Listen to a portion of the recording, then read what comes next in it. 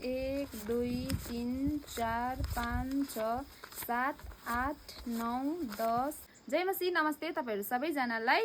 र फेरि पनि आज म दिदीहरुकोमा आइसकेको छु। अनि यहाँ चाहिँ दिदी अनि दादा हुनुहुन्छ, जो चाहिँ दुईजनै दिदी दादा नै डिस्ट्रिब्युट हुनुहुन्छ हैन। मैले उहाँको भिडियो पहिला पनि बनाइसकेको छु, जो पुरानो मेरो भ्युअर्सहरु हुनुहुन्छ उहाँहरुलाई थाहा छ। अनि मैले पहिलाको भिडियोमा चाहिँ उहाँहरुलाई मैले हैन, अब जति जनाले पनि हेल्प गर्नु भएको थियो, उहाँहरुले दिनु भएको त्यो पैसाबाट चाहिँ केही रकमहरुबाट चाहिँ अब सरसामान किनेर अनि रहेको 5000 रुपैयाँ चाहिँ मैले राखिदिएको थिएँ। किनभने चाहिँ टोयलेटको अब लागि है, टोयलेटको लागि चाहिँ अब फेरि पनि रकमहरु उठ्छ कि भनेर चाहिँ त्यही हिसाबले चाहिँ मैले राखेको थिएँ मेरो पासमा।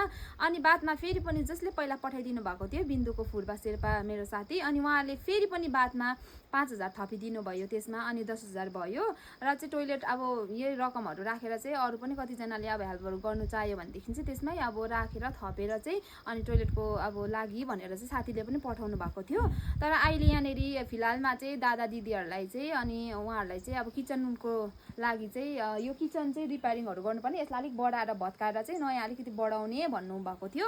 अनि मलाई अस्ति कल गर्नुभयो, कल गरेर चाहिँ अनि मलाई यस्तो यस्तोको लागि चाहिँ चाहिएको छ बहिनी भनेर भन्नुभयो हैन। अनि म फेरि त्यो टाइममा आउनु पाइनँ, म नि बिजी भएको कारणले गर्दाखेरि र चाहिँ आज चाहिँ मैले समय मिलाएर आएको छु हैन। अनि दिदीहरुको चाहिँ यही रहेछ किचन, तपाईहरुले यहाँ देख्न सक्नुहुन्छ। अनि विशेष गरी अब फुर्बाले त हुन त टोयलेटको लागि एकदम जरुरी छ उहाँहरुलाई भनेर टोयलेटको लागि पठाउनु भएको थियो। तर पनि अब दिदीहरुलाई यता किचनको लागि चाहिएको कारणले गर्दाखेरि चाहिँ अनि उले पनि ठिकै छ न त भन्नुभयो। त्यही भएर मैले लिएर आएको छु हैन। टोटल पैसा चाहिँ पुरानोको 5000 अनि नयाँ साथीले ल्याइदिएको 5000 गरेर चाहिँ 10000 भएको थियो। अनि यहाँनेरि चाहिँ अब हाम्रो चाहिँ ब्याङ्क जानु निकै टाढो पर्छ नि त, तल झलुङ जानुपर्छ। अनि म एकदम धेरै बिजी भएर नजानु पाएको कारणले गर्दाखेरि मैले चाहिँ यहाँ प्यारेन्टबाट निकालेको है। अनि प्यारेन्टबाट निकाल्दाखेरि चाहिँ हाम्रो 1000 को 10 रुपैयाँ गरेर चार्ज पनि लिन्छ। त्यही कारणले गर्दाखेरि चाहिँ मैले 10000 मा अनि त्यो चार्ज पनि काटेर चाहिँ मैले दिदीहरुलाई ल्याइदिएको छु है। अनि यहाँ चाहिँ कति छ भनेदेखि चाहिँ 1000 2000 3000 4000 5000 6000 अनि 7000 8000 9500 हैन, 6 7 8 9 9000 900। 1 2 3 4 5 6 7 8 9 10 11 12 13 14 15 16 17 18 19 हैन। अनि 200 300 400 ल 9900 चाहिँ मैले दिदीको हातमा दिदैछु है। अनि अब जति पठाउनु भएको रकम टोटल चाहिँ मैले दिदीहरुलाई नि ल्याइदिए। अब 5000 10000 मा 5000 अब यहाँनेरि इन्भेस्ट यो किचनको लागि इन्भेस्ट गरेर अब 5000 चाहिँ टोयलेटको लागि भनेर राखेर नि अब फाइदा भएन हैन।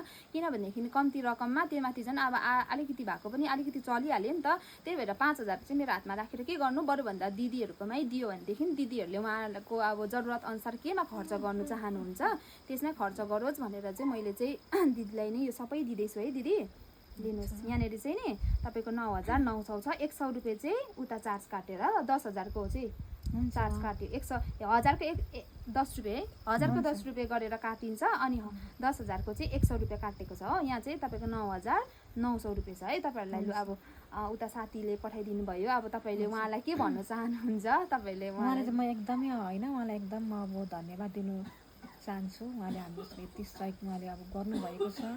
उहाँको कमाइहरुमा अझै राम्रो आशिष होस्, राम्रो कमाइ होस्, सफल होस्, उहाँले सोचेको चित्तको हरकाम पुरा होस्, धेरै उहाँले प्रभुले सहायता गर्नुभएको होस् भन्छु है। उहाँलाई धन्यवाद।